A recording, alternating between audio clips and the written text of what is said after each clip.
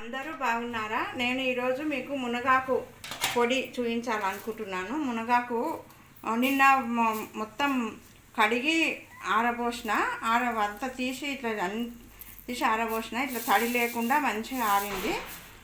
ఇలా మొత్తం ఇట్లా అంటే గలగల శబ్దం రావాలి, ఇట్లా మంచిగా ఆరాలి, తడి ఉండవద్దు. మంచిగా ఆరింది. ఇట్లా ఆరబెట్టుకున్న దాంట్లో ఇంత దాంట్లో ఈ ఎండుమిరపకాయలు వేయాలి.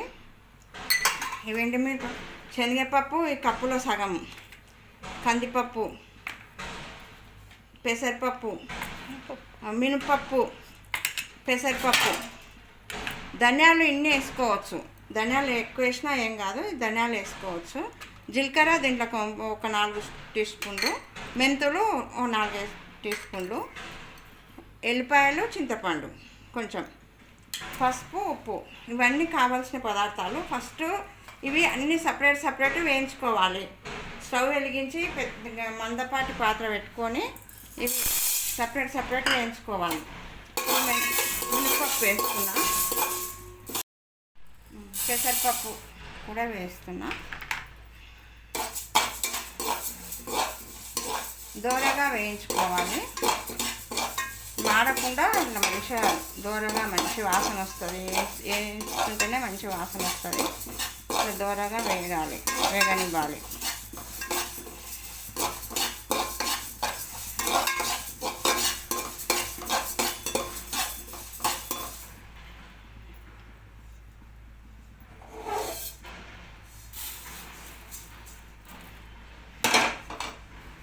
కందిపప్పు,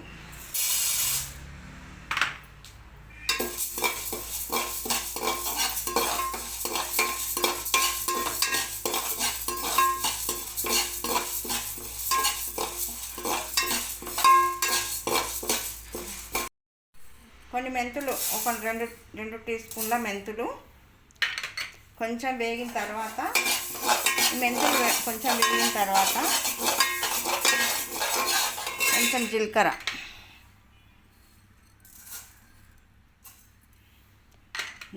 కూడా కొంచెం.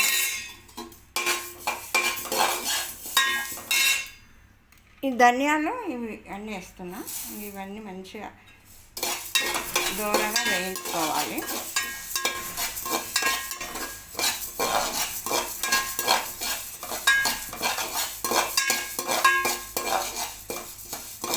అన్ని పొడులు అన్నీ కలిపి మంచిగా గ్రైండర్కి వేసుకోవాలి. నేను మళ్ళీ తర్వాత వేస్తాను.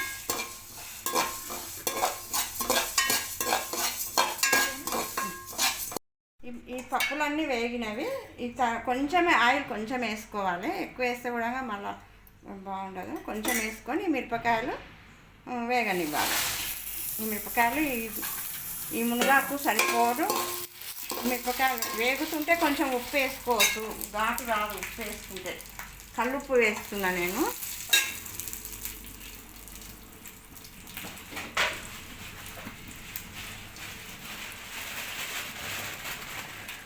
ఇంత ఉప్పు వేస్తున్నా. మళ్ళీ సరిపోకుంటే మళ్ళీ తర్వాత వేసుకోవచ్చు.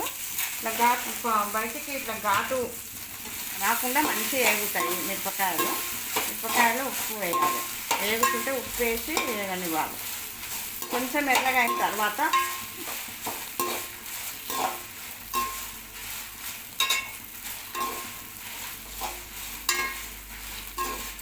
కొంచెం కలర్ రావాలి. ఇట్లా ఇంకా కొంచెం కలర్ రావాలి.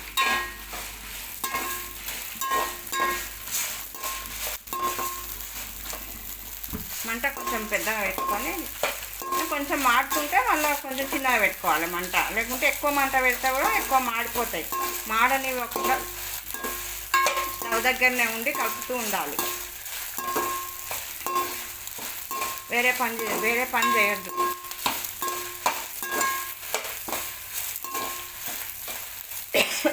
ఘాటు వస్తుంది.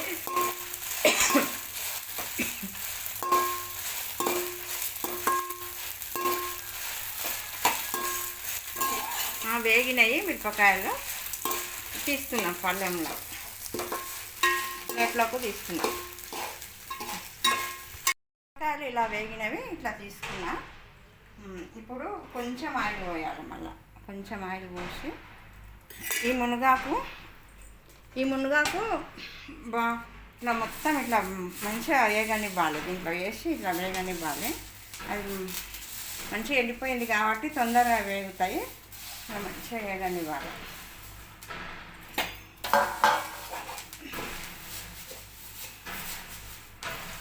కొంచెం కరివేపాకు కూడా వేయాలి.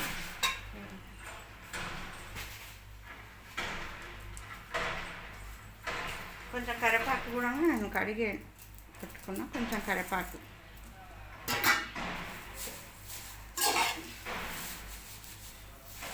మంచిగా దగ్గరికి ఇట్లా దగ్గరికి అయ్యే వరకు మంచిగా వేగనియాలి.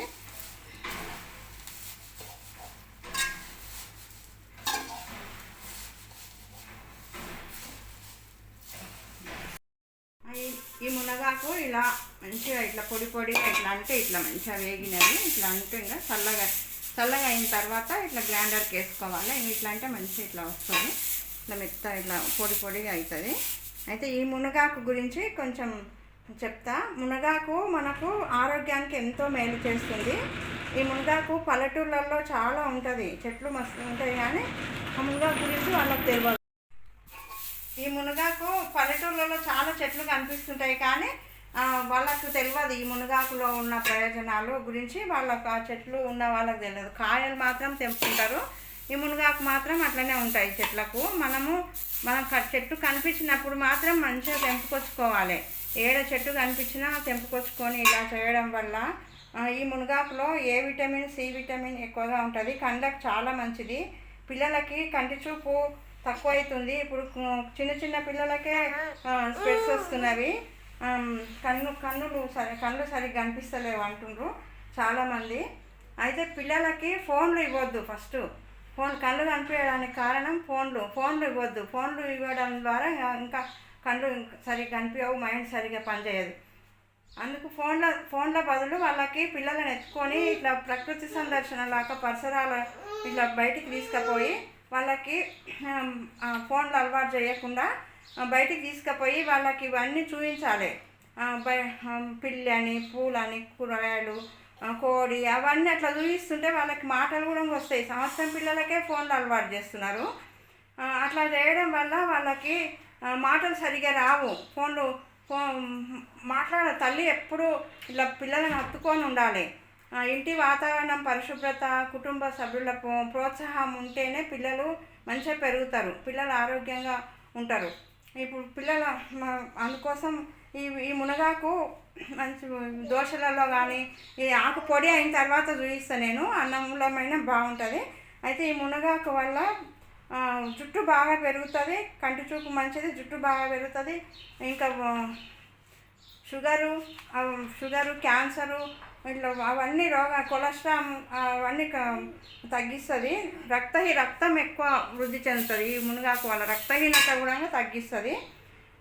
సీజనల్ వ్యాధులు, అంటువ్యాధులు రాకుండా నివారిస్తుంది. చర్మం ప్రకాశవంతంగా ఉంటుంది. జీర్ణక్రియ బాగుంటుంది. ఇవన్నీ ఉపయోగాలు ఉన్నాయి ఈ మునగాకు వల్ల. అందుకోసం నేను కష్టపడి తెంపుకొచ్చిన. ఒక దగ్గరికి పోయి చెట్టు ఉంటే అక్కడ తెంపుకొని వచ్చిన. మీకు చూపించాలనే ఉద్దేశంతో తెంపుకొచ్చిన. అందరు చూపించన్నారు, అందుకోసం చూపిస్తున్నా. మీరందరూ కూడా చేసుకోవాలి, ఇలానే చేసుకోవాలి. నేను ఇప్పుడు ఈ పప్పులన్నీ గ్రైండర్కి వేసుకుంటున్నా.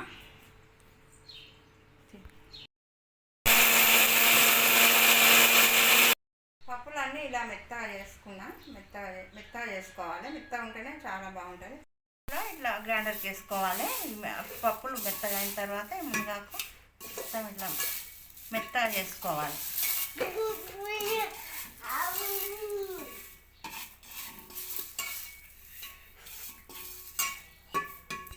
మిరపకాయల్లో ఇట్లా కొంచెం చింతపండు వేయాలి. చింతపండు వేసి ఇట్లా గ్రైండర్కి వేసుకోవాలి. ఈ మిరపకాయలు కూడా గ్రైండర్కి వేసుకోవాలి. ఇలా మొత్తం ఇలా పొడి అయ్యింది. ఇలా మొత్తం మంచి అన్నీ కలిపి వేసుకుంటే మెదుగుతుంది. ఇట్లా మిరపకాయలు ఒకటి, కరివేపాకు పొడి అన్నీ కొంచెం వేసుకుంటేనే మెదుగుతాయి. లేకపోతే అన్నీ కలిపి వేసుకున్నా ఇలా అయ్యింది. కొంచెం చిటికెడు పసుపు. ఈ ఎల్లిపాయలు కొన్ని వేసుకున్నా. కొంతమంది వెల్లిపాయలు ఏమి వేసుకోరు. నేను మాత్రం కొన్ని వేసుకున్నా, ఇంకా వేసి గ్రైండర్కి వేసుకున్నా.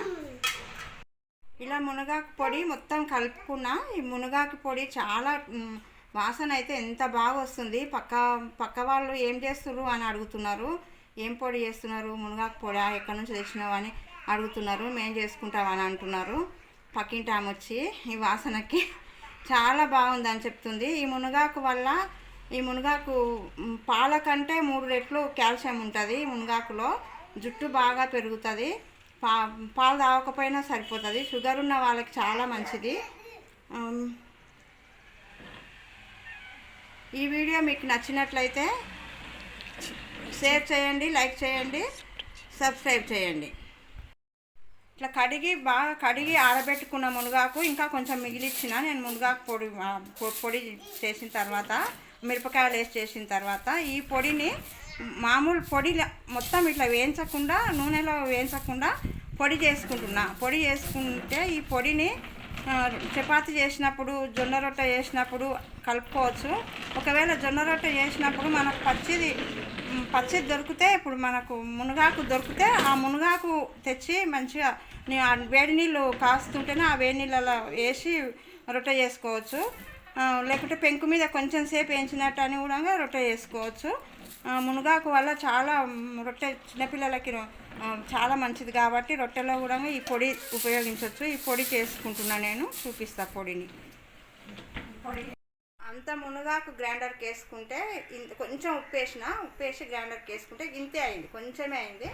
దీంట్లో ఇవన్నీ 2 గాజు సీసాలో భద్రపరచుకోవాలి. ఇట్లా గాజు సీసాలో పెట్టుకోవాలి. ఇదేమో మిరపకాయలు వేసింది, ఇదేమో ఇది. ఈ 2 గాజు సీసాలో పెట్టుకుంటే ఫ్రిడ్జ్లో పెట్టుకొని మనకు కావాల్సినప్పుడు మనం కొంచెం తీసుకోవాలి.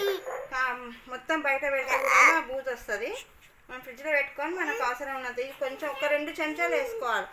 చపాతీ చేసినప్పుడు అట్లా చేసుకోవాలి. పచ్చిది మనకి ఏమైనా దొరికితే అది తెచ్చుకొని అట్లా కూడా వేసుకోవచ్చు. మనకు ఉండదు కాబట్టి మనం ఇట్లా తినిపించాలి పిల్లలకి అన్నప్పుడు ఈ కష్టపడి చేస్తున్నాం కాబట్టి, తెచ్చుకొని కష్టపడి చేసుకుంటున్నాం కాబట్టి దీన్ని సీసాలో భద్రపరచుకోవాలి. చాలా మంచిది. ఈ మునగాకు పొడి మంచి అన్నములకు తినొచ్చు, దోశలకు తినొచ్చు, ఇడ్లీలకు తినొచ్చు, పెసరట్టు అట్లా దేంట్లో అయినా సరే వేడివేడి అన్నంలో తింటే చాలా రుచిగా ఉంటుంది.